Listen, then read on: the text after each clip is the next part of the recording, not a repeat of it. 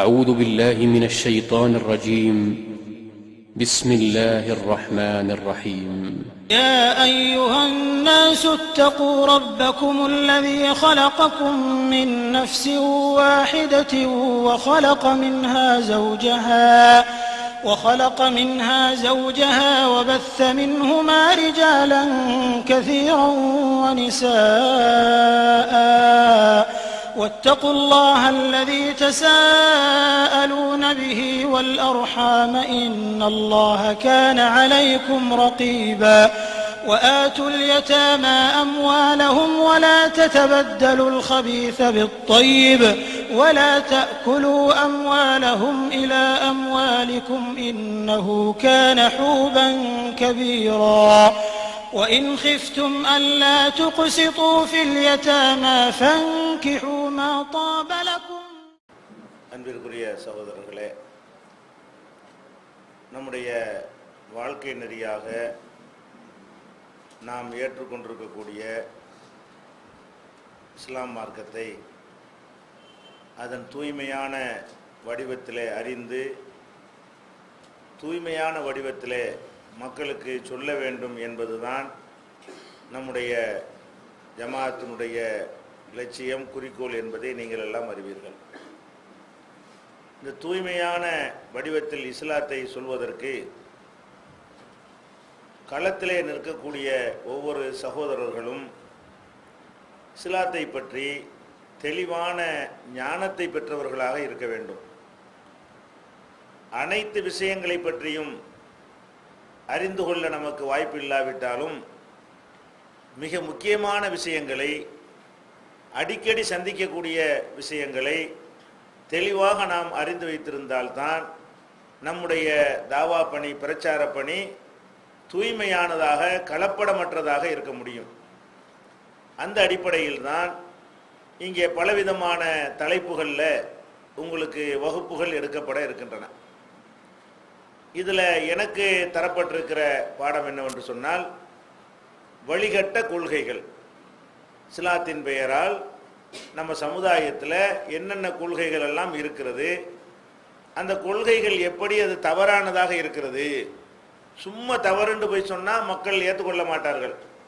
அதுக்குரிய காரணத்தோட, ஆதாரங்களோடு நம்ம சொன்னால் தான், ஓ இந்த காரணத்தினால இது தவறு என்று மக்கள் என்ன செய்வாங்க, ஏற்றுக்கொள்வதற்கு வழிவகை செய்யும். அந்த அடிப்படையில் வழிகட்ட கொள்கைகளை பற்றி நம்ம என்னுடைய பாடத்தில் நீங்கள் அறிந்து கொள்ள இருக்கிறீர்கள். இந்த வழிகட்ட கொள்கைகளை அறிந்து கொள்வதற்கு முன்னாடி ஒரு அடிப்படையை நம்ம எல்லாரும் புரிந்து கொள்ள வேண்டும். அல்லாஹ்வால் வழங்கப்பட்ட இந்த மார்க்கம் நபிகள் நாயகம் ஸல்லல்லாஹு அலைஹி வஸல்லம் அவர்களை கொண்டு முழுமைப்படுத்தப்பட்ட இந்த மார்க்கத்தில் வழிகட்ட கொள்கைகள் சேர முடியுமா? அதை நம்ம அதை புரிஞ்சுக்கிறணும். அதாவது இஸ்லாம்ங்கிறது வழி வழியாக, வாழையடி வாழையாக வருகிறது. இப்போ நபி ஸல்லல்லாஹு அலைஹி வஸல்லம் அவர்கள் சஹாபாக்களுக்கு மார்க்கத்தை சொன்னார்கள். சஹாபாக்கள் தாபியன்களுக்கு சொன்னார்கள். தாபியன்கள் தபா தாபியன்கள் அடுத்த தலைமுறைக்கு சொன்னார்கள். இப்படியே வாழையடி வாழையாக தலைமுறை தலைமுறையாக வரும் பொழுது நம்மள்கிட்ட எது வருகிறதோ அது சரியானது தானே இருக்கும். அது எப்படி தவறானதாக இருக்கும்?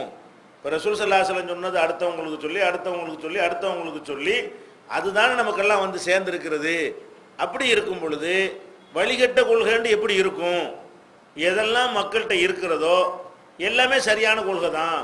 ஏன்னா அதெல்லாம் நமக்கு சங்கிலி தொடராக நமக்கு வந்திருக்கிறது என்று பல பேர் நினைக்கிறார்கள்.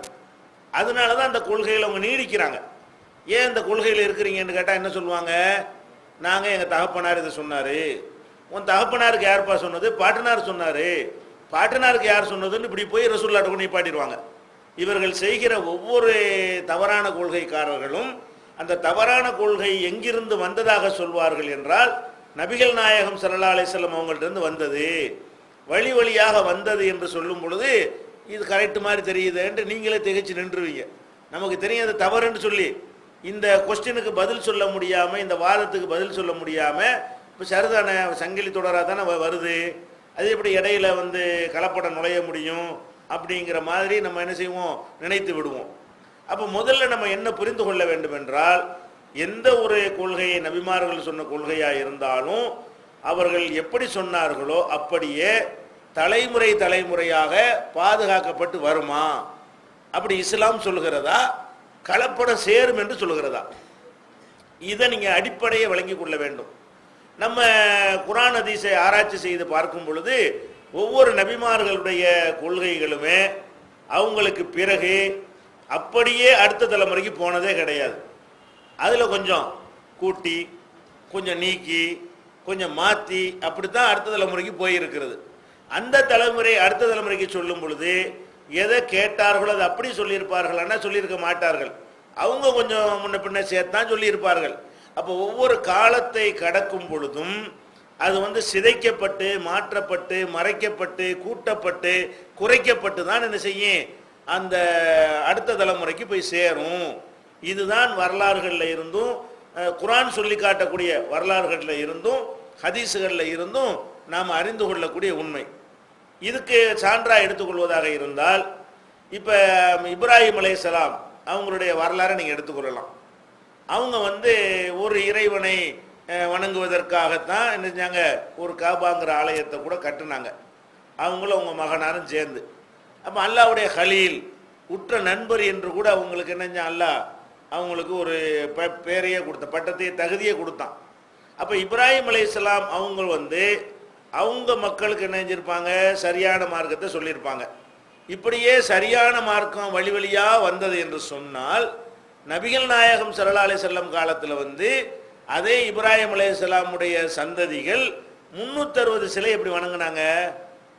இப்ராஹிம் அலைஹிஸ்ஸலாம் அவங்க பிள்ளைக்கு மார்க்கத்தை சொன்னாங்க, அவங்க பிள்ளைக்கு சொன்னாங்க. இப்படியே கரெக்டாக தான் மார்க்கம் சேரும் அப்படின்னு இருக்குமையானால் நபிகள் நாயகம் ஸல்லல்லாஹு அலைஹி வஸல்லம் அனுப்பப்பட்ட காலத்திலேயே இப்ராஹிம் அலைஹிஸ்ஸலாமுடைய மார்க்கம் தானே இருந்திருக்கணும். அந்த மார்க்கம் இல்லையே. அப்போ இப்ராஹிம் அலைஹிஸ்ஸலாத்துடைய சந்ததிகள் இத்தனைக்கு அவங்க, நம்மெல்லாம் கூட ரசூலுல்லாஹ்வுடைய சந்ததி கிடையாது. அவங்க மொழியில் கூட நம்ம வேறுபட்டவர்களாக இருக்கிறோம். ஆனால் அங்கே மக்காவில் இருந்தவர்கள்லாம் யாருன்னு கேட்டிங்கன்னா இப்ராஹிம் அலைஹிஸ்ஸலாமுடைய நேரடியான வாரிசுகள் தான், இஸ்மாயில் அலைஹிஸ்ஸலாமுடைய நேரடியான வாரிசுகள் தான். அப்போ நேரடி வாரிசாக இருக்கிறவங்களே என்ன செஞ்சாங்க, இப்ராஹிம் அலைஹிஸ்ஸலாமுடைய மார்க்கத்துக்கு மாற்றமாக ஒரு இறைவனை வணங்குவதற்கு கட்டப்பட்ட பள்ளிவாசலுக்குள்ள கொண்டு போய் 360 சிலைகளை வைத்து வழிபட்டார்கள். அப்போ இந்த வரலாறு நமக்கு எதை சொல்லுகிறது, அப்படியே மார்க்கம் வராது.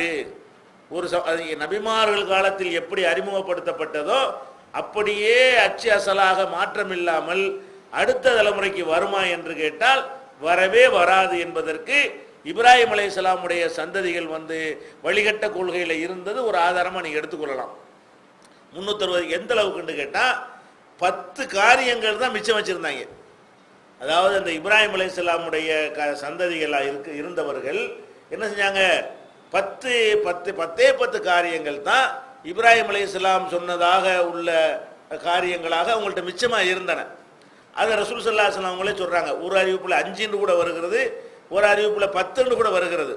ஹம்சும் மினல் ஃபித்ரா, 5 காரியங்கள், அதாவது இப்ராஹிம் அலைஹிஸ்ஸலாமுடைய வழி வழியாக தொடர்ச்சியாக வந்து கொண்டே இருக்கிற காரியங்கள் அப்படின்னு சொல்கிறாங்க. அது என்ன 10 காரியம்னு எடுத்துக்கிட்டிங்கன்னா ரொம்ப சின்ன சின்ன காரியங்கள் தான். சுன்னத்து பண்ணுறது இது கரெக்டாக செய்கிறாங்க. அப்போ இப்போ அடிப்படை அகீதாவெலாம் நாசமாக போச்சு, அல்லாஹ்வுடைய மேட்டெல்லாம் தொலைச்சி விட்டாங்க.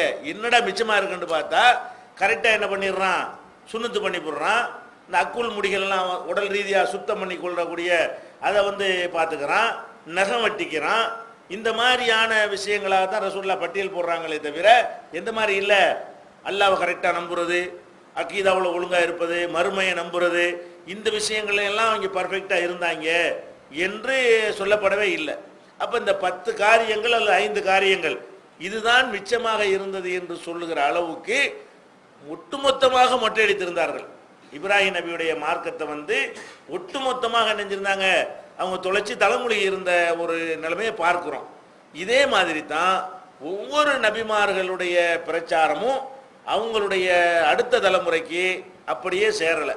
இன்னொன்று நம்ம கவனிக்கணும், ஒரு நபி செஞ்ச பிரச்சாரம் அப்படியே அடுத்த தலைமுறைக்கு போய் சேர்ந்துருந்தா இன்னொரு நபி வர தேவையே இல்லை.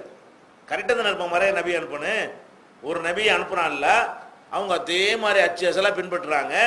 இன்னொரு நபி வந்து என்னத்தை பற்றி செஞ்சிட போறாரு, அதானே செய்வாரு. அப்ப இன்னொரு நபி அல்லாஹ் தொடர்ச்சியாக அனுப்புனதை எதை காட்டுதுன்னு கேட்டா மாத்திட்டாங்க, மனிதனுடைய கைவரிசையில் சேர்ந்து விட்டது. அப்ப தொடர்ச்சியாக நபிமார்கள் அனுப்பப்பட்டதற்குரிய காரணமே என்னன்னு கேட்டா வேதத்தையே மாத்தி விட்டாங்க. இது மற்றதெல்லாம் விடுங்க, வாழையடி வாழையா உள்ளத இந்த யூத கிறிஸ்தவர்களை பற்றி அல்லாஹ் சொல்லும்போது என்ன பண்றான்னு கேட்டா வேதத்தை மாத்தினாங்கன்னு சொல்றானா இல்லையா. அப்ப வேத புத்தகத்துல இருக்கிறதையே சிலது அழிக்கிற அளவுக்கு அவர்களுக்கு தைரியம் இருந்தது. வேதத்துல இல்லாத ஒன்றை எழுதி வைத்துக் கொண்டு இதான் வேதம் அப்படி எல்லாம் சொல்லி காட்டுறான். வயலுள் இல்லதீன எக்துபுனல் கிதாபி ஐதீகம், தங்கள் கைகளால் வேதத்தை எழுதி வைத்துக் கொண்டு சும்மா யகூலுன ஹாதா மின் இந்தில்லா, இது அல்லாஹ்விடமிருந்து வந்தது என்று சொல்கிறார்களே அவர்களுக்கு நாசம் உண்டாகிறது அப்படின்னு சொல்லி அல்லாஹ் என்ன செய்யறான், குர்ஆன்ல சொல்லி காட்டுகிறான். யாரை பற்றி? யூதர்களை. அப்ப யூதர்கள் யாரு? மூசா நபி, தாவூது நபியுடைய வழி வந்தவர்கள் தான் யூதர்கள் என்று சொல்றவங்க. அப்ப நபிமார்களுடைய வழிமுறையில வந்தவர்கள் என்ன பண்றாங்கன்னு கேட்டா அவங்களுக்கு கொடுக்கப்பட்ட வேதத்தையே மாற்றி சொந்தமாக எழுதி கொண்டதை வேதம்னு சொன்னார்கள். அப்ப அந்த மாதிரியான மாற்றங்கள்லாம் வந்திருக்குது. அப்ப அடிப்படையில் நீங்க என்ன விளங்கி கொள்ள வேண்டும் என்றால் நபிகள் நாயகம் ஸல்லல்லாஹு அலைஹி வஸல்லம் கொண்டு வந்த இந்த மார்க்கத்திலும் அவர்கள் கொண்டு வராதவை இருக்கலாம். அடிப்படையில் நீங்க என்ன செய்யணும், இருக்கிறதுங்கிறது நம்ம ஆதாரத்தோட காட்டுவோம், இருக்கலாம்ங்கிறது நீங்க கொள்கை அளவில் என்ன செய்யணும் புரிஞ்சுக்கிறணும்.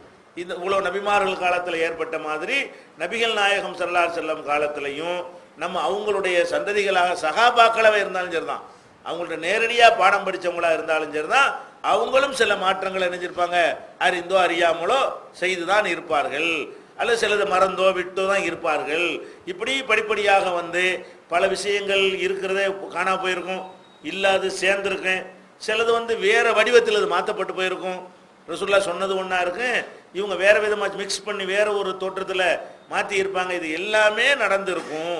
அப்படிங்கும் பொழுது இதை நீங்கள் இந்த கொள்கை ஏற்றுக்கிட்டா தான், இதை நம்பினா தான் வழிகட்ட கொள்கைக்குள்ளே நீங்கள் போக முடியும். வழிகட்ட கொள்கைன்னு கிடையாதுன்னு ஒருத்தர் நினைச்சான்னு சொன்னால், பேசிக்கே நம்பாமல் இருந்தான்னு சொன்னால் நீங்கள் 1000 ஆதாரத்தை காட்டினா நம்ப மாட்டாங்க. இந்த கொள்கை என்னென்ன காரணம் தவறுன்னு சொன்னால் அதெல்லாம் ரசூலுல்லாஹ் காலத்துன்னு வருதுப்பா, தலைமுறையாக வருதுப்பா. பேசிக்கை உடைச்சா தான் என்ன செய்யும், இந்த வழிகட்ட கொள்கைகள் உடைக்க முடியும். ரசூலுல்லாஹ் காலத்திலேருந்து உள்ளது அப்படி வராது. இதை முதல்ல விளக்கணும். வழிகட்ட கொள்கையை விளக்குறதுக்கு முன்னாடி நபிகள் நாயகம் ஸல்லல்லாஹு அலைஹி வஸல்லம் சொன்ன கொள்கை அப்படியே வருமா, மாறி வருமா, அதில் திருத்தம் செய்யப்படுமா, திருத்தம் செய்யப்படாமல் வருமா, சேர்க்கப்பட வாய்ப்பு இருக்கா, சேர்க்கப்பட வாய்ப்பே இல்லையான்னா வாய்ப்பு இருக்குது என்பதற்கு ஒவ்வொரு நபிமார்களும் வந்தது. அந்த நபிமார்களை அவங்க கடவுளாக ஆக்குனது. ஈசா நபியை கடவுளாக்குனாங்களா இல்லையா? ஈசா நபியா இதுக்கு பொறுப்பு. அப்போ ஈசா நபி அவர்கள் கடவுளாக்கப்பட்டது, கடவுள் மகன் சொன்னதெல்லாம் அவங்க கொள்கை வந்து அப்படி வரலைங்கிறதுக்கு ஆதாரம். அவங்க பேரில் மதத்தை வச்சிருக்கிறாங்க, ஆனால் அந்த பேரில் மதத்தை வைத்து கொண்டு அவங்க எதை எதிர்த்தாங்களோ அதை செய்கிறாங்க. ஈசா நபி எதை எதிர்த்தாங்களோ அதான் ஈசா நபி கொள்கைன்னு இப்போ உலகத்துக்கு என்ன செய்யறான் சொல்லி கொண்டிருக்கிற காட்சி. இப்படி நிறைய நீங்கள் தேடி பார்க்கலாம். பேசிக்கான ஒரு அடிப்படை வைத்துக்கொண்டு நீங்கள் நிறைய என்ன செய்யலாம், ரெஃபரன்ஸ் குறிப்புகள் எடுக்கலாம். இது வந்து மாற்றங்கள் வரத்தான் செய்யும். வழிகட்ட கொள்கை இருப்பது ஆச்சரியமானது கிடையாது, அது சாத்தியமானது தான். இதை நம்ம வந்து பொதுவாக விளங்கி கொள்கிறோம். குறிப்பாகவும் நமக்கு ஆதாரம் இருக்கிறது. பொதுவாக விளங்கி கொள்வதை விட குறிப்பாக ரசூல் ஸல்லல்லாஹு அலைஹி வஸல்லம் உம்மத்து இருக்காங்கல்ல, அந்த உம்மத்தில் வழிகேடு வரும் என்று தனியாகவும் இருக்குது. பொதுவான நபிமார்களுடைய போதனைகளை வைத்து இப்படி தெரிஞ்சுக்கிறலாம். அதே மாதிரி ரசூல் ஸல்லல்லாஹு அலைஹி வஸல்லம் என்ன சொல்கிறாங்கன்னு கேட்டால், என்னுடைய உம்மத்தில் இதெல்லாம் ஏற்படுங்கிறாங்க. நான் சொன்னபடி அப்படி என்ன செய்யாது, மக்களுக்கு போய் சேராது என்பதை பல சந்தர்ப்பங்களில் அவங்க வந்து விளக்குறாங்க. எப்படி விளக்குறாங்க? ஒரு முறை அவங்க ஒரு பிரயாணத்தில் போய் கொண்டிருக்கும் பொழுது ஒரு மரத்தை பார்க்குறாங்க. அந்த மரத்துக்கு பேர் வந்து தாத்து அன்வாத்னு சொல்லி அந்த மரத்துக்கு பேர் வச்சிருக்கிறாங்க. அந்த மரத்தில் என்ன செய்கிறாங்கன்னு கேட்டால், இது வந்து காஃபிர்கள் வந்து புனிதமாக கருதிய ஒரு மரம், அது சாதாரண மரம் இல்லை. காஃபிர்கள் என்ன பண்ணுறாங்கன்னா அந்த மரத்தை வந்து ஒரு புனித மரம் என்று கருதி கொண்டாடி கொண்டிருக்கிற ஒரு மரம். அதில் என்ன செய்வாங்கன்னு கேட்டால், அவங்களுடைய தேவைகள் எல்லாம் நிறைவேறுவதற்காக வேண்டி அந்த மரத்தில் என்ன செய்வாங்க, கட்டி தொங்க விட்டுருவாங்க அந்த கோரிக்கைகளை. போருக்கு போகிறாந்தா வாழை தொங்க விட்டுருவாங்க. அப்புறம் அந்த எடுத்துகிட்டு போனால் வெற்றி கிடைக்கும். கொஞ்ச நேரம் அந்த மரத்தில் அந்த வாழை தொங்க விட்டோம்னு சொன்னால் அதுக்கப்புறம் அந்த வாழை எடுத்துக்கிட்டு போருக்கு போனோம்னா நம்ம ஜெயிச்சிடலாம். நீங்கள் கூட இந்த இந்தியாவில் நீங்கள் பார்க்கலாம், சில மரங்களில் குழந்தை வேணாட்டி குழந்தை வேணும் தொட்டி கட்டி போட்டிருப்பாங்க. அதில் தொட்டில் கட்டி போட்டால் குழந்தை பிறக்கும் அப்படின்னு நம்புகிறாங்க. இப்படி மரங்களை வந்து புனிதமாக கருதக்கூடிய தன்மை இந்த இந்தியாவில் உள்ள இந்து சகோதரர்கள்ட்ட இருக்கிற மாதிரி நபிகள் நாயகம் ஸல்லல்லாஹு அலைஹி வஸல்லம் காலத்தில் வாழ்ந்த அரபுகள்கிட்டையும் இருந்தது. அறியாமை கால முஸ்லீம் அல்லாத அரபுகள்கிட்ட இருந்தது. அப்போ இதை சஹாபாக்கெல்லாம் பார்க்குறாங்க. இவங்க வந்து அந்த மாதிரி நம்பிக்கையிலேருந்து விடுபட்டு வந்தவங்க தான். சஹாபாக்கள் யாருன்னு கேட்டால் கல் மண் கழுத குதிரையெல்லாம் வணங்கக்கூடாது, அதெல்லாம் புனிதம் கிடையாது, அந்த கொள்கை தப்புன்னு சொல்லி தான் அங்கே வந்திருக்கிறாங்க. வந்தவனை என்ன செய்யுதுன்னு அந்த மரத்தை பார்த்தவொடனே அதுக்கு மக்கள் கொடுக்குற முக்கியத்துவத்தையும் அதுக்கு அதனுடைய புனித அதுக்கு இருக்கிற மார்க்கெட் இருக்குல்ல மவுசு, அந்த மவுசையும் பார்த்துட்டு என்ன செய்கிறாங்கன்னு கேட்டால் இது மாதிரி நமக்கு தான் நல்லா இருக்குமே. அவங்க என்ன நினைக்கிறாங்க, சஹாபாக்கள் தான் இத்தனைக்கு அவங்க யார், சஹாபாக்கள் அந்த ஜாகிலியத்திலிருந்து திருந்தி வந்தவங்க தான், குஃபுர்லேருந்து விடுபட்டு இஸ்லாத்துக்கு வந்தவங்க தான். அவங்க என்ன செய்கிறாங்க, ரசூல் ஸல்லல்லாஹு அலைஹி வஸல்லம் அவங்கள்ட்டே கோரிக்கை வைக்கிறாங்க, எங்களுக்கும் இவங்களுக்கு மாதிரி ஒரு மரத்தை உண்டாக்குங்க. அந்த மரம் வேணாம், அது காபீர் மரம் நமக்கு வேணாம், முஸ்லீம் மரத்தை உண்டாக்குன்னு கேட்குறாங்க. அவங்க எப்படி கேட்குறாங்க, அந்த மரம் எங்களுக்கு தேவையில்லை, எங்களுக்கு ஒரு மரத்தை உண்டாக்குங்க, நாங்களும் அதை புனிதமாக கருதணும். இப்போ நம்மளும் அப்படி தானே செய்கிறோம், கோயிலுக்கு போக வேண்டியதில்லை, தர்காவை கட்டுங்க, தேர்களுக்கு தேவையில்லை, நமக்கு சந்தன கூட உண்டாக்குங்கன்னு சொல்கிறோம்ல. அந்த மாதிரி இது புது நோய் கிடையாது, அப்போ வந்துருச்சு இந்த நோய். எப்போ ரசூல் ஸல்லல்லாஹு அலைஹி வஸல்லம் வாழுகிற காலத்தில் இருந்த மக்கள்கிட்டயே இந்த நோய் வந்து நெஞ்சிருச்சு, சில பேர்கிட்ட குடிகொண்டு இருந்தது. அப்போ இப்படியே கேட்குறாங்க, எங்களுக்கு என்ன செய்யுங்க, இதே மாதிரி ஒரு மரத்தை உண்டாக்குங்க. அவங்க எப்படி கோரிக்கைகள் நிறைவேற்றுறதுக்காக வேண்டி அந்த மரத்தை புனிதமாக செய்த சில வழிபாடுகள் செய்கிறாங்களோ, நாங்கள் எங்கள் மரத்தை அது மாதிரி செய்து கொண்டாடிக்கிறோம், நமக்குன்னு ஒரு புனித மரம் வேணும்ல, அவனுக்கு மட்டும் ஒரு கொண்டாட்டனுக்கு எங்களுக்கு வேணுமா இல்லையா அப்படின்னு அடுத்தவனை காப்பி அடித்து அதே மாதிரியானதெல்லாம் நமக்கு வேணும்னு நினைக்கிறார்கள். அப்போ ரசூல் ஸல்லல்லாஹு அலைஹி வஸல்லம் சொல்கிறாங்க, நீங்கள் கேட்குறது எப்படி இருக்குது தெரியுமா, ரசூல் ஸல்லல்லாஹு அலைஹி வஸல்லம் மக்கள்கிட்ட சொல்கிறாங்க, நீங்கள் கேட்குறது எப்படி இருக்குன்னு தெரியுமா, மூசா நபி இடத்துல அவங்களுடைய உம்மத்து கேட்டார்களே அந்த மாதிரி இருக்கிறது. என்ன கேட்டார்கள், அதையும் ரசூலுல்லாஹ் சொல்கிறாங்க, அவர்களுக்கு பல கடவுள்கள் இருப்பதை போல எங்களுக்கும் நிறைய கடவுளை உண்டாக்குங்க என்று மூசா நபி இடத்துல கேட்டார்கள். அந்த மாதிரி நீங்கள் கேட்குறீங்க அப்படின்னு ரசூல் ஸல்லல்லாஹு அலைஹி வஸல்லம் இந்த இடத்துல அறிவுரை சொல்கிறாங்க. அதில் கூட ஒரு ஆச்சரியமான, அந்த மூசா நபிகிட்ட என்ன கேட்டாங்க தெரியுமா, அது தெரிந்து கொள்ள வேண்டிய ஒரு விஷயம். மூசா நபி அவர்கள் ஏகத்துவத்தை பிரச்சாரம் பண்ணுறாங்க. பிரச்சாரம் பண்ணி அந்த மக்களை எல்லாம் ஓரளவுக்கு திருத்தி கொண்டு வர்றாங்க, சின்ன ஒரு கூட்டத்தை. பிறகு என்ன, ஃபிரௌனுடைய கொடுமைக்கு உள்ளாக்கப்படுறாங்க, இதெல்லாம் நமக்கு தெரியும். கடைசியில் என்ன பண்ணுறாங்க, ஃபிரௌன் விரட்டிக்கிட்டு வர்றான், இவங்க தப்பிச்சு ஓடுறாங்க, கடல் ரெண்டாக பிளக்கிறது, இவங்க எல்லாம் தப்பிச்சு வெளியே வந்துடுறாங்க, ஃபிரௌன் அழிக்கப்படுறான்.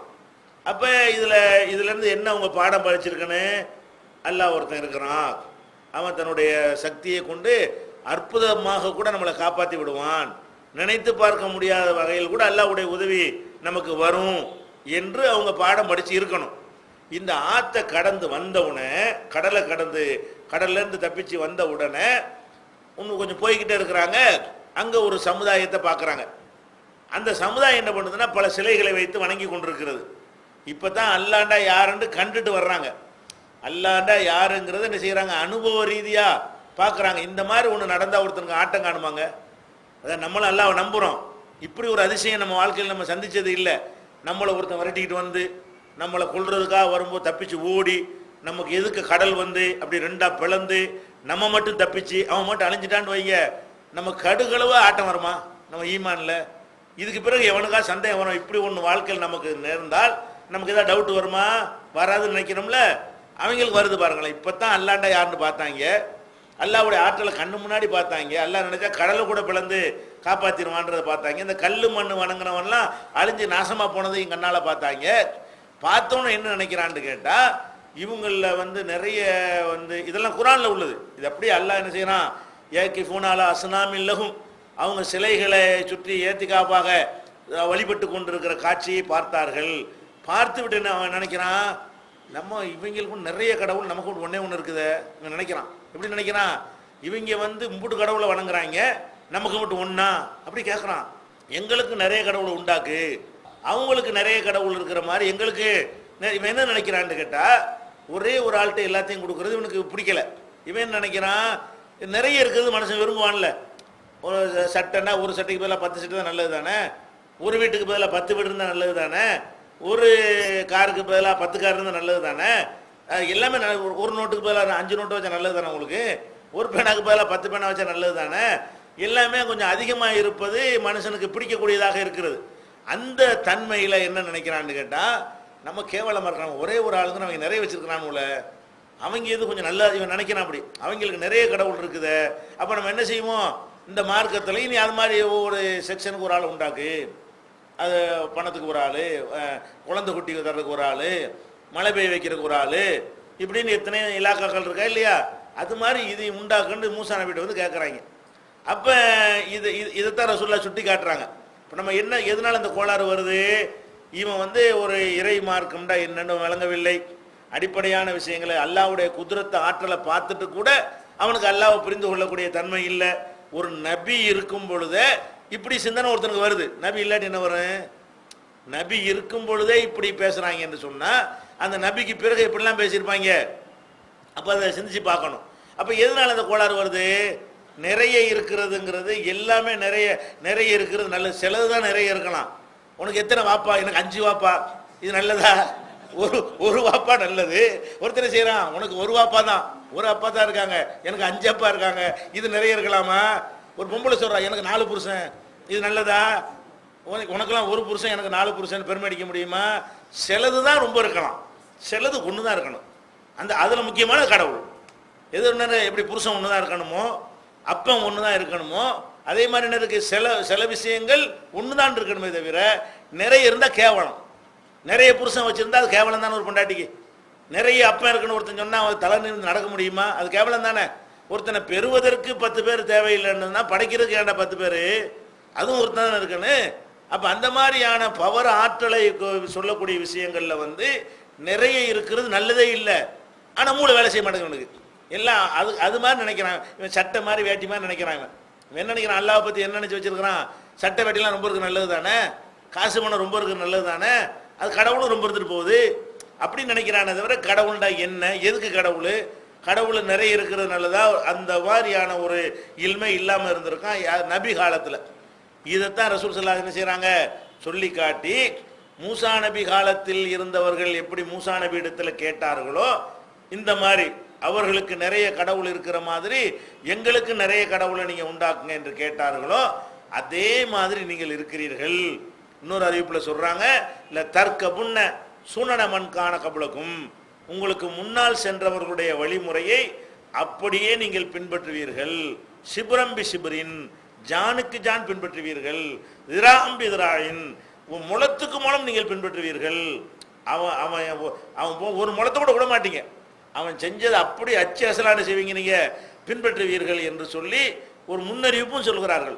நீங்க மட்டும் இப்படி போகல, உங்களுக்கு முந்தியும் போயிருக்கிறான், உங்களுக்கு பிந்தியும் போவான். அந்த ரசூலுல்லாஹ் அந்த சம்பவத்தில் சொல்ற மெசேஜ் என்ன, உங்களுக்கு முன்னாடி ஒருத்தன் இப்படி போனான்னு சொல்லிவிட்டாங்க, நீங்களும் இப்படி போயிட்டீங்கன்னு சொல்லிவிட்டாங்க. அப்புறம் என்ன செய்யறாங்கன்னா, நீங்க இனிமேலும் போவீங்க, இனிமேல் நான் சொன்ன பாதையை தான் அப்படி போவீங்கன்னு சொல்ல இயலாது. முந்தி சென்று வழிகட்டவர்களுடைய பாதையெல்லாம் நேர்வழியாக நீங்கள் கருதுவீர்கள், அந்த மாதிரி நிலையை நீங்கள் நிச்சயமா அடைவீர்கள் அப்படின்னு சொல்லி ரசூல் ஸல்லல்லாஹு அலைஹி வஸல்லம் செய்யறாங்க, அந்த மக்கள்கிட்ட சொல்றாங்க. அப்ப இப்பதான் நம்ம நினைச்சு பார்க்கிறோம், நபிகள் நாயகம் ஸல்லல்லாஹு அலைஹி வஸல்லம் வாழ்ந்த காலத்திலேயே அவங்கள்ட்ட நேரடியாக பாடம் படிச்ச சிலருக்கு இந்த மாதிரி தோணி இருக்குன்னா, இந்த மாதிரி அவனுக்கு மரம் இருக்கிற மாதிரி எனக்கு மரம் வேணும்னு தோணி இருக்குன்னு சொன்னா, அவங்க காலத்திலிருந்து 14 நூற்றாண்டு தள்ளி இருக்கிற மக்களுக்கு தோன்றாதா, வழிகேடு வராதா, தப்பான கொள்கை சரியான கொள்கைன்னு அவங்களுக்கு படாதா? நபி இருக்கும்போதே பட்டிருக்குல்ல, நபியிடத்தில் நேரடியாக பாடம் படிச்சிருக்கும் போது என்ன செஞ்சிருக்கு, பட்டிருக்கா இல்லையா? அப்ப அந்த மாதிரி நம்ம என்ன விளங்கணும், அடிப்படையான விஷயத்தை விளங்கணும். கண்டிப்பா தவறான கொள்கை இருக்கவே செய்யும். எது எது தவறுங்கிறது அப்புறம் விஷயம். தவறான கொள்கை இருக்க முடியுமா முடியாதுன்னா அதை நீங்க நிலைநாட்டணும். இருக்க முடியும், அப்பதான் சிந்திக்க வருவான் கரெக்டா. அப்பதான் திறந்த மனசோட என்ன செய்வான், கேட்கக்கூடியவர்கள் வந்து தங்கள் கொள்கை சரியா இருக்கான்னு அவங்க பரிசீலிக்கவே முன் வருவாங்க. வரவே வராதுன்னா பரிசீலிக்க மாட்டான. ஒருத்தர் நோய் இருக்குன்னு ஒத்துக்கிட்டாதான் சிகிச்சைக்கு பண்ணுவான். நோய் இருக்குது இல்லைங்கிறான், என்ன மருத்துவம் எனக்கு தான் இல்லையப்பா ஏன்டா அப்படி சொல்லத்தானே செய்வான்.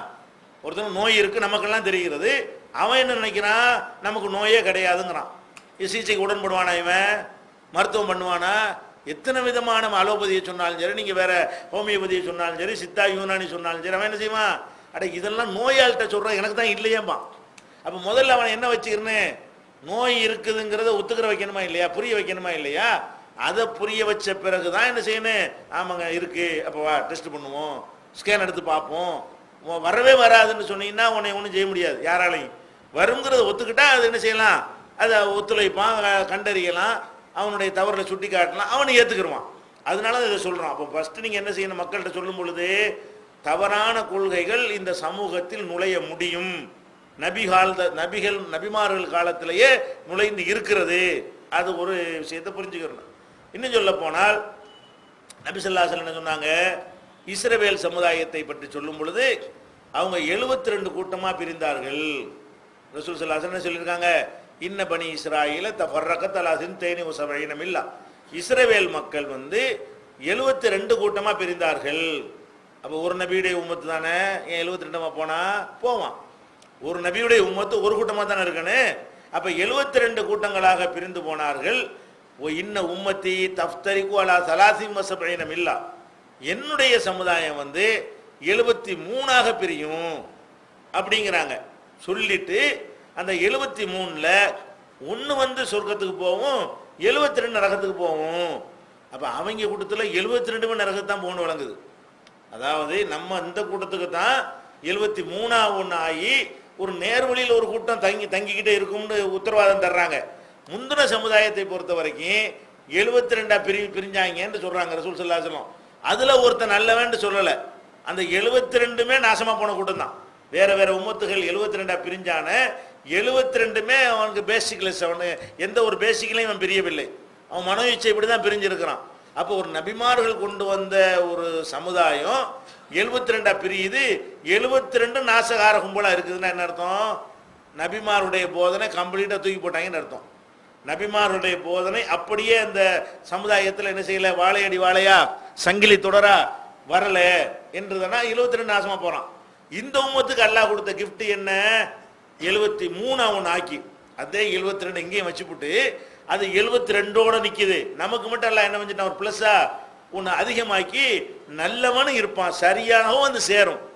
வேறவனுக்கு இந்த கேரண்டி கிடையாது, சரியா வரவே இல்லை, எல்லாம் நாசம், டோட்டலா ஃபெயிலியர். அது அப்படி மொத்தத்தையும் மாத்திட்டாங்க, ஒருத்தம் கூட தேரல, ஒரு குரூப் கூட தேரல. இந்த உம்மத்துக்கு அல்லாஹ் கொடுத்த கிஃப்ட் என்னன்னு கேட்டா 73 பிரிவிங்க, அதுல குல்லுஹும் ஃபின்னார், எல்லாம் நரகத்துக்கு போவார்கள், இல்லா மில்லத்தம் வாஹிதா, ஒரு கூட்டத்தை தவிர அப்படிங்கிறாங்க. அந்த ஒரு கூட்டம் எதுன்னு சஹாபாக்கள் கேட்குறாங்க. மான அலைஹில் யௌம வஸ்ஹாபி, நானும் என் தோழர்களும் இன்று எப்படி இருக்கிறோமோ அந்த மாதிரி இருக்கக்கூடியவர்கள் அப்படின்னு சொல்லி அந்த ஒரு கூட்டத்துக்கு ஒரு அடையாளத்தை சொல்லிவிட்டார்கள். நானும் என் தோழர்களும் இன்றைக்கு எப்படி இருக்கிறோமோ, இன்றைக்குன்னா ரசூலுல்லாஹ் வாழும்போது, அதுக்கு பிந்தி வந்ததெல்லாம் எடுத்துக்கொள்ளக்கூடாது.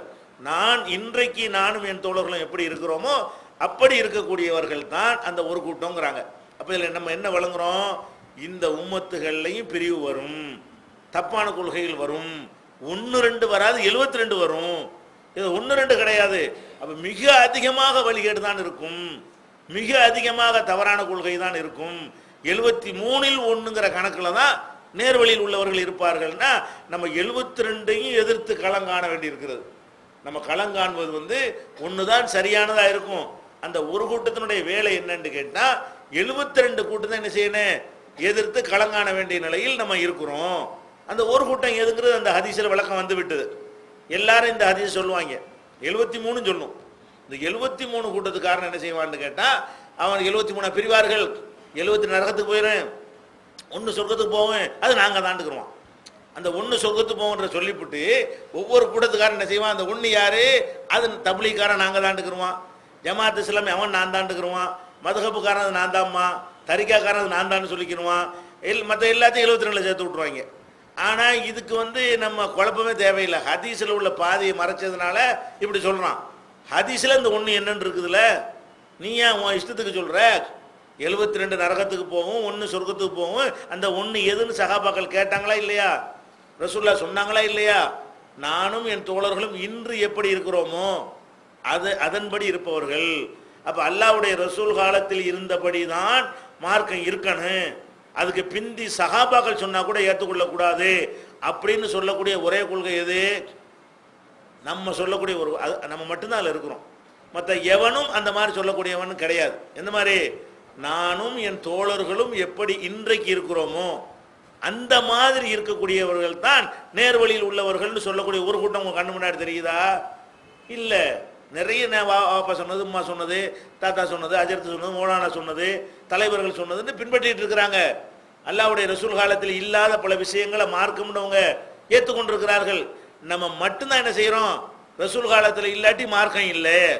ரசூல் ஸல்லல்லாஹு அலைஹி வஸல்லம் வாழும்போது எதை மார்க்கம்னு சொல்லவில்லையோ அது மார்க்கம் கிடையாதுன்னு நம்ம மட்டும்தானே சொல்றோம். அப்ப அந்த ஒரு கூட்டம் எதுங்கிறத எல்லாரும் இந்த ஹதீஸுக்கு சொந்தம் கொண்டாடினாலும் உண்மையில் அதுக்கு உரியவர்கள் யாரா இருக்கிறோம்னு கேட்டா நம்மள தான் இருக்கிறோம். இது வந்து ஒரு நம்ம இந்த இயக்கத்தில் இருக்கிறோம் என்பதற்காக இதை சொல்லலை. அந்த ஹதீஸில் நேரடியாக இந்த இயக்கத்தை விட்டு வெளியே நின்று நீங்கள் பாருங்க, தௌஹீத் ஜமாஅத்தை விட்டு வெளியே நின்று நீங்கள் பார்க்கணும். எப்படி பார்க்கணும்? இந்த நம்ம எந்த இயக்கம் வேணாம் தூக்கி போட்டுருவோம். இந்த ஹதீஸ் என்ன சொல்லுது? 73 பிரிவார்கள், 70 நரகத்துக்கு போவோம், 1 சொர்க்கத்துக்கு போவோம். அது அந்த 1 எது? நானும் என் தோழர்களும் எப்படி இருக்கிறோமோ, இன்று எப்படி இருக்கிறோமோ அப்படி இருக்கக்கூடியவர்கள். அப்போ வந்து ரசூலுல்லாஹ்வும் தோழர்களும் மதுஹபிலையா இருந்தாங்க. அப்போ மதுஹபி 72 போயிடுச்சு, தெரியுதா இல்லையா? ரசூலுல்லாஹ்வும் தோழர்களும் தரிகாவுலையா இருந்தாங்க, இல்லைன்னு தெரியுதா இல்லையா? அப்போ எல்லாமே இவங்க வந்து பெரியார் சொன்னார், மகான் சொன்னார்னு யாரெல்லாம் சொல்லி கொண்டிருக்கிறார்களோ, குர்ஆன் ஹதீஸ் அல்லாத வஹி இருக்குது, மார்க்கம் இருக்குன்னு யார் சொல்லுகிறார்களோ அவங்கெல்லாம் ஆட்டோமேட்டிக்காக அதில் போயிடுவாங்க, 72 போயிடுவாங்க. அப்போ இதை நம்ம என்ன செய்யணும்? மக்கள்கிட்ட ரசூல் ஸல்லல்லாஹு அலைஹி வஸல்லம் இப்படி பல விதங்களாக என்ன செய்யணும்? பிரிந்து போவார்கள் சொல்லியிருக்காங்களப்பா. அப்போ ஏன் நீ பிரிந்து போவாங்கிற கொள்கைகள் ஒத்துக்கிற மாட்டேங்கிற? பிரிஞ்சு போவாங்கன்னு ஒத்துக்க, அதில் ஒன்று தான் சரியாக இருக்குன்னு ஒத்துக்க, 72 கெட்டதாக இருக்குன்னு ஒத்துக்க. இப்போ பரிசீலிப்போம் எது கெட்டது எது நல்லதுண்டு அப்படின்னு அந்த பேசிக்கை நம்ம வந்து ஆழமாக போட்டு விட்டு ஒவ்வொரு கொள்கையாக எடுத்துக்கொண்டு என்ன செய்யணும்? என்னென்ன வழிகட்ட கொள்கை நம்ம நினைக்கிறோமோ அதெல்லாம் எடுத்து வச்சு இப்போ இது வழிகட்டதாக தெரியுதா இல்லையா உனக்கு அப்படின்னு நம்ம ஆதாரத்தோட கேட்டோம்னு சொன்னா தான் அந்த வழிகட்ட கொள்கையிலிருந்து என்ன செய்ய முடியும்? மக்களை மீட்க முடியும். பேசிக்கை நீங்கள் போடணும். முதல் வேலை என்னது? இந்த சமுதாயத்தில் வழிகட்ட கொள்கை இருக்க முடியுமா முடியாதா? இதை வந்து என்ன செய்யணும்? நம்ம அதை வந்து மக்களுக்கு புரிய வைக்கணும். அதுக்கு தான் ரசூல் ஸல்லல்லாஹு அலைஹி வஸல்லம் என்ன எச்சரிக்கை பண்ணாங்க? ஈயாக்கும் முஹதஸாத்தில் உமூர், எனக்கு பிறகு புதிதாக உருவாகும் காரியங்களை விட்டு உங்களை எச்சரிக்கிறேன்.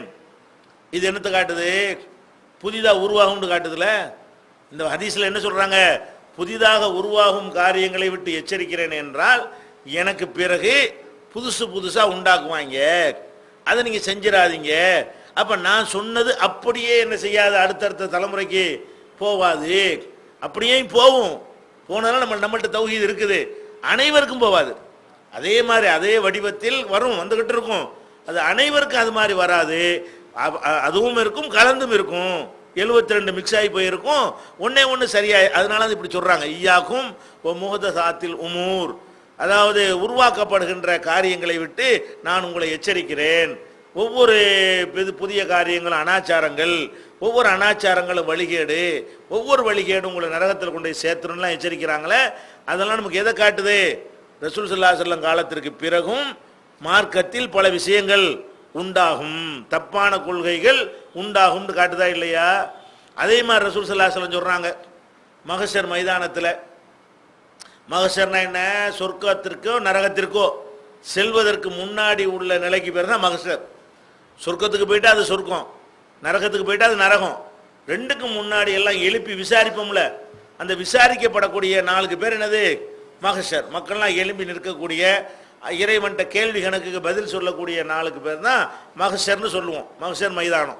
அப்போ அந்த மைதானத்தில் நம்மெல்லாம் நிற்கக்கூடிய நேரத்தில் சூரியன் தலைக்கிட்ட வந்துடும், கொதிக்கும், மூளையெல்லாம் கொதிக்கும்.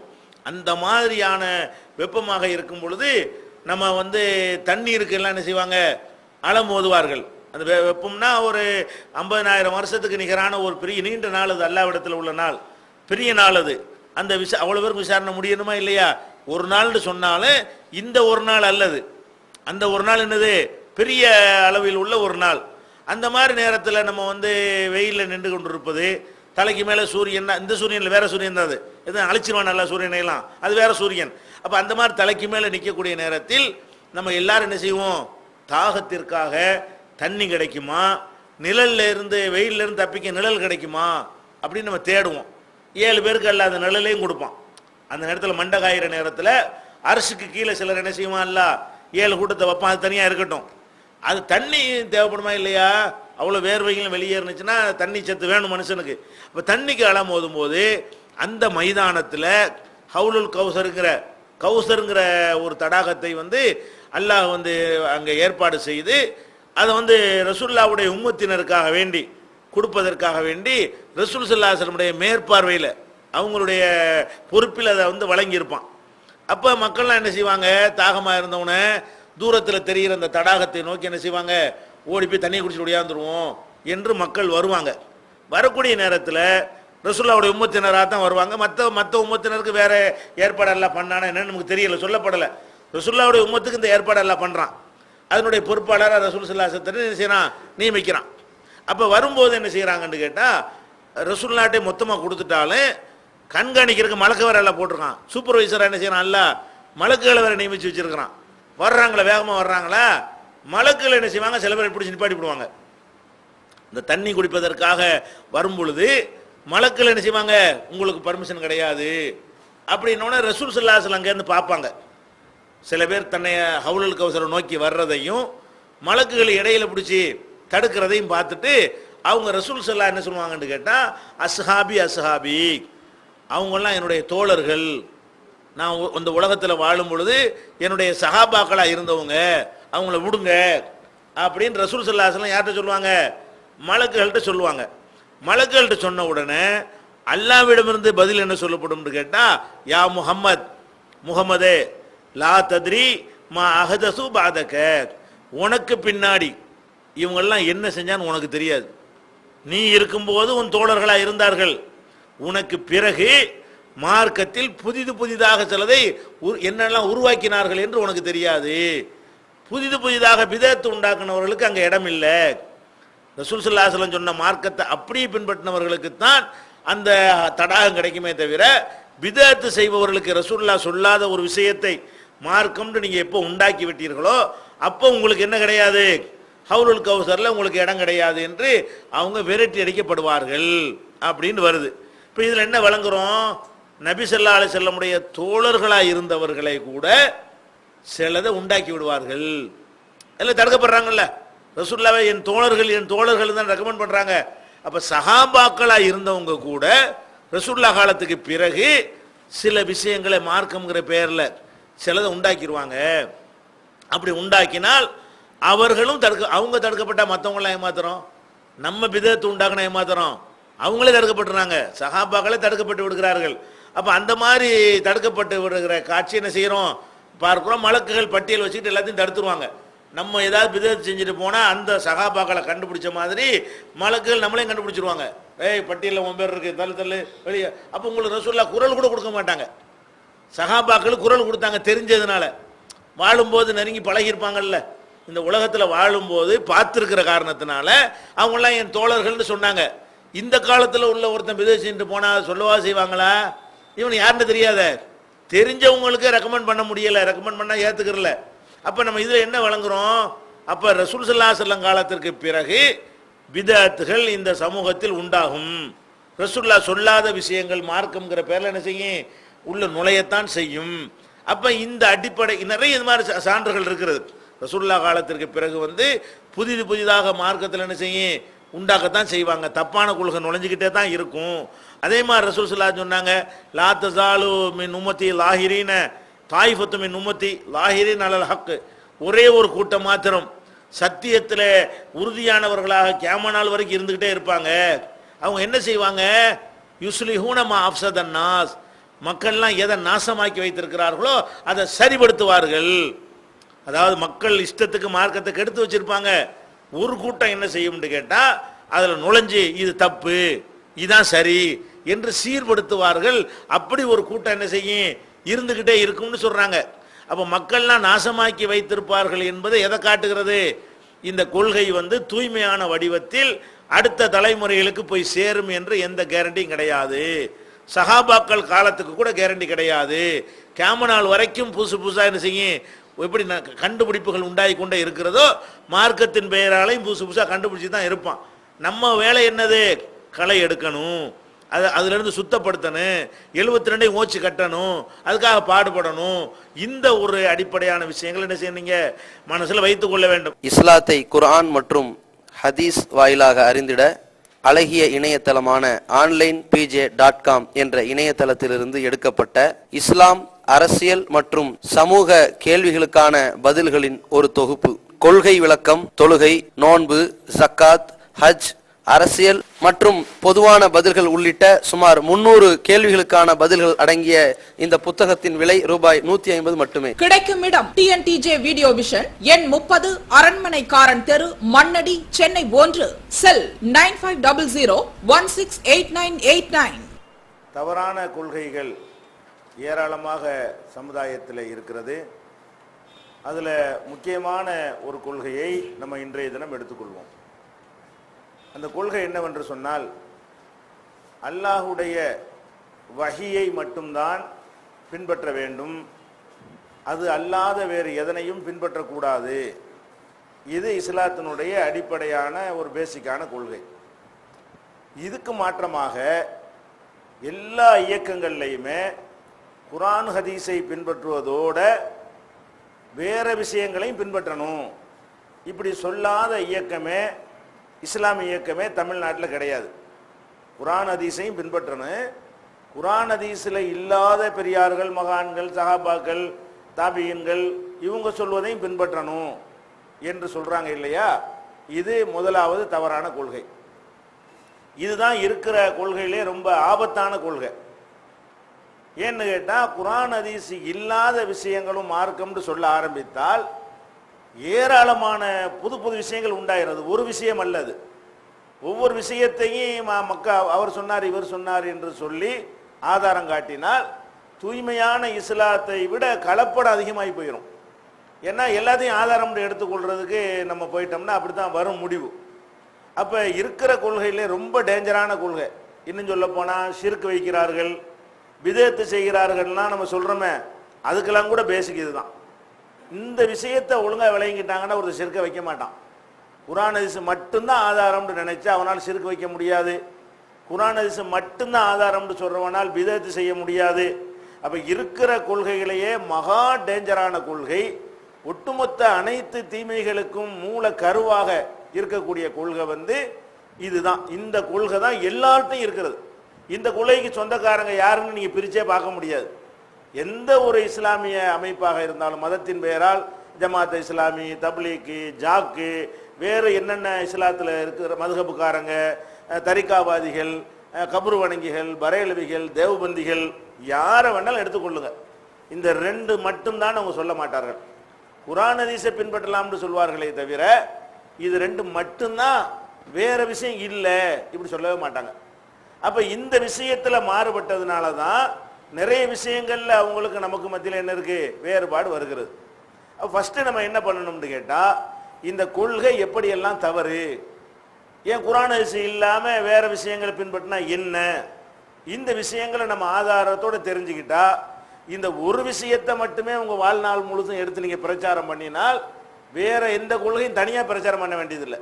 இதை மட்டும் ஆழமாக மக்கள்கிட்ட உட்கார வச்சுட்டீங்கன்னா மற்றெல்லாம் தன்னால் ஓடி போய்விடும்.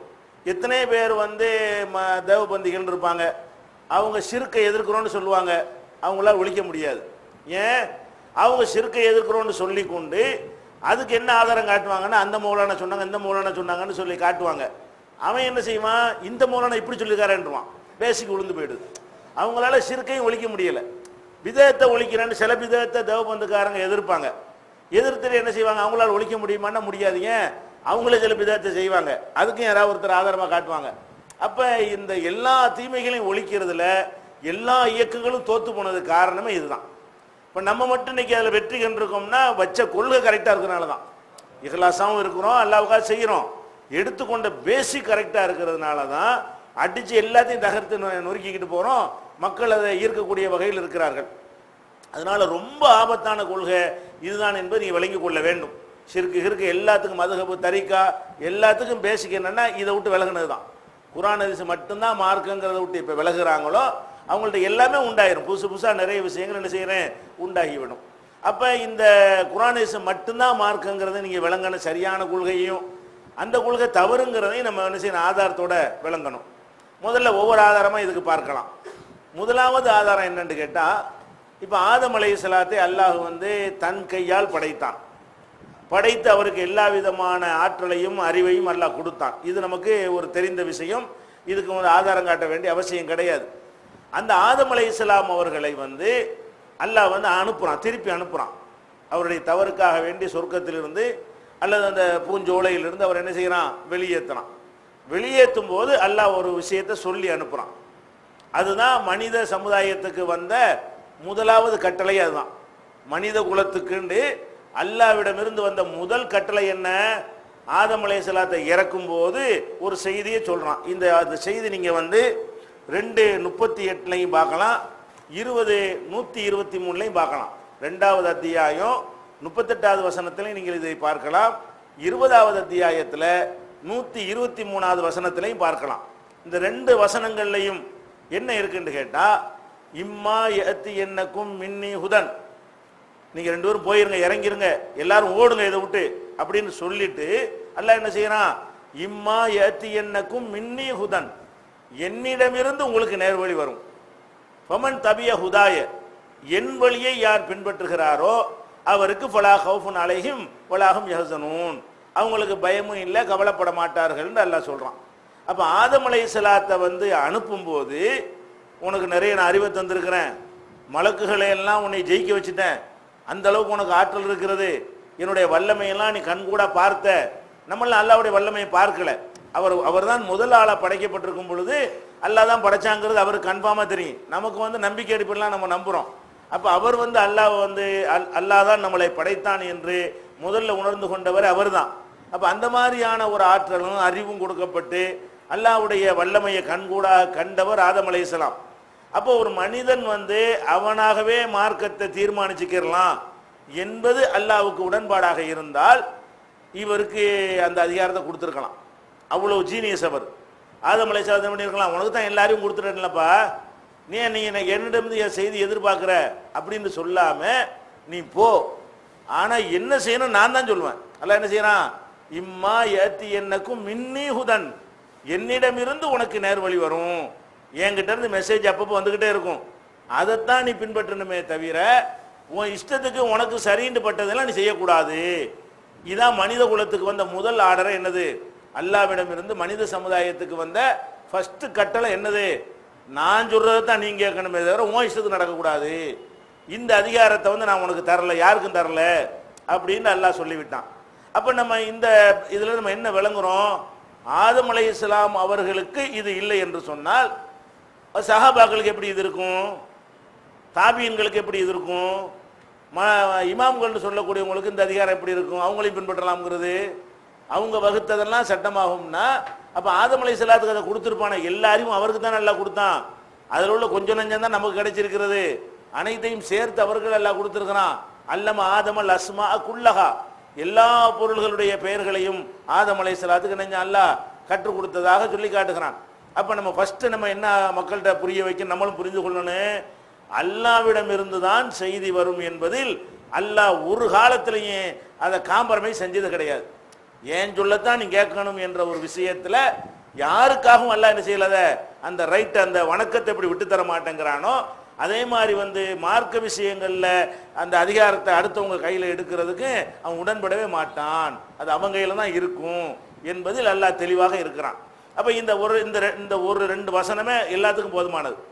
முதல் கட்டளை இதான் வந்திருக்குது, ஆதம் அலைஹிஸ்ஸலாத்துக்கு இதை கொடுக்கல, அப்பயும் அவர் சொன்னார் இவர் சொன்னாருங்கிற, அவருக்கே அல்லாஹ் எல்லாத்தையும் சொல்லித்தானே கொடுத்துருக்கிறான். இது ஒரு பேசிக்காக எடுத்துக்கிறங்க. அதே மாதிரி நபிகள் நாயகம் ஸல்லல்லாஹு அலைஹி வஸல்லம் அவர்களுக்கும் நமக்கும் சேர்த்து அல்லாஹ் என்ன பண்றான்னு கேட்டா ஒரு பொதுவான ஒரு கட்டளையை விடுறான். சில கட்டளைகள் நம்மளை பார்த்து பேசுற மாதிரி இருக்கும், சில கட்டளைகள் நபிகள் நாயகம் ஸல்லல்லாஹு அலைஹி வஸல்லம் அவங்கள பார்த்து பேசுற மாதிரி இருக்கும். அந்த கட்டளைகள்லாம் என்ன சொல்லும்னு கேட்டா, வஹியை பின்பற்றுங்க, என்னிடமிருந்து உங்களுக்கு அருளப்பட்டதை நீங்க பின்பற்றுங்க, நான் உனக்கு என்ன சொல்றேன்னா அதை நீ பின்பற்றணும், உன் இஷ்டத்துக்கு பின்பற்றக்கூடாது என்று சொல்லி இந்த மாதிரி கருத்துப்பட குரானில் முதல் ஆதம் அலைஹிஸ்ஸலாம் நம்ம எடுத்துக்கிட்டோம், அது பேசிக்காக சொன்னது. குரானை நீங்க எடுத்து பார்த்தீங்கன்னா நபிகள் நாயகம் ஸல்லல்லாஹு அலைஹி வஸல்லம் அவர்களையும் நம்மையும் நோக்கி இதை ரொம்ப அழுத்தமா அல்லாஹ் என்ன செய்யறான், பதிவு பண்றான். எப்படிலாம் சொல்றான் எடுத்துக்கிட்டீங்கன்னா, 7வது அத்தியாயத்துல 3வது வசனத்தை எடுத்தால், இத்தபிவு நீங்கள் பின்பற்றுங்கள், மா உன்சில இலைக்கும் ரப்பிக்கும் உங்கள் இறைவனிடமிருந்து உங்களுக்கு அருளப்பட்டதை பின்பற்றுங்கள். உங்களுக்கு இறைவனிடமிருந்து என்ன அருளப்பட்டது, நான் தான் உங்களுக்கு என்ன செய்யணும்னு கட்டளையிடக்கூடியவன், நான் சொல்றது நீங்க கேளுங்க. இத்தபிவு நீங்கள் பின்பற்றுங்கள், மா உன்சில இலைக்கும் ரப்பிக்கும் உங்கள் இறைவனிடமிருந்து உங்களுக்கு அருளப்பட்டதை பின்பற்ற வேண்டும். இதுவே ஒரு போதுமான விளக்கமாக இருக்கிறது. ஆனா அல்லாஹ் என்ன செய்யறான்டா, அதுக்கு நெகட்டிவாவும் சொல்லி காட்டுறான். இதை பின்பற்றுங்க, இதை பின்பற்றாதீங்க, இதுலயே எல்லாம் வழங்கி போச்சு தான். ஆனா அல்லாஹ் என்ன செய்யறான்னு கேட்டா, ஒலா தத்தபிவு மிந்துனிஹி அவுலியா, அல்லாஹ்வாகிய என்னை விட்டுட்டு வேற ஆட்களை நீங்க பின்பற்றிடாதீங்க. அப்ப என்னைய பின்பற்றுங்க, நான் சொன்னதை பின்பற்றுங்க என்று சொன்னாலே தெளிவாகி விடுகிறது. ஆனா அல்லாஹ் அதுல ஒரு டவுட்டே வரக்கூடாதுன்னு நினைக்கிறான், தெளிவு சந்தேகமே வரக்கூடாது இந்த விஷயத்துல என்பதற்காக வேண்டி இதை செய்ய இதை செய்யாதன்னா வெயிட்டு கூட தானே. இது நல்லதை செய்யின்றாலே கெட்டதை செய்யக்கூடாதுன்னு அர்த்தம். நல்லதை செய்ய கெட்டதை செய்யாதுன்னா அது கொஞ்சம் அழுத்தம் கூட. அதுல வேற மாதிரி திசை திருப்பிக்கிட்டு என்ன செய்ய முடியாது, போக முடியாது. அல்லாஹ் என்ன செய்யறான்னா, ரெட்டை தாப்பால்னு சொல்லுவாங்க இல்லையா, 2 தாப்பால போடுறான். ஒன்னு என்னது, உங்கள் இறைவனிடம் இருந்து இறக்கப்பட்டதை நீங்கள் இறக்கப்பட்டது என்னங்கிற 2வது கொள்கையில வச்சுக்கிறோம். குரான் மட்டும்தான் மார்க்கமாங்கிற அது ஒரு தனியான கொள்கை.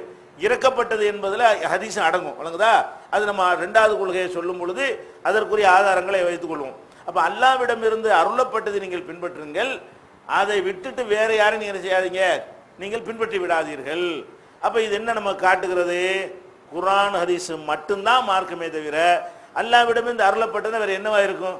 ஒரு மனிதனுடைய கருத்துல அவனுக்கா தோன்றக்கூடியது எப்படி அல்லாஹ்விலிருந்து அருளப்பட்டதா இருக்கும்.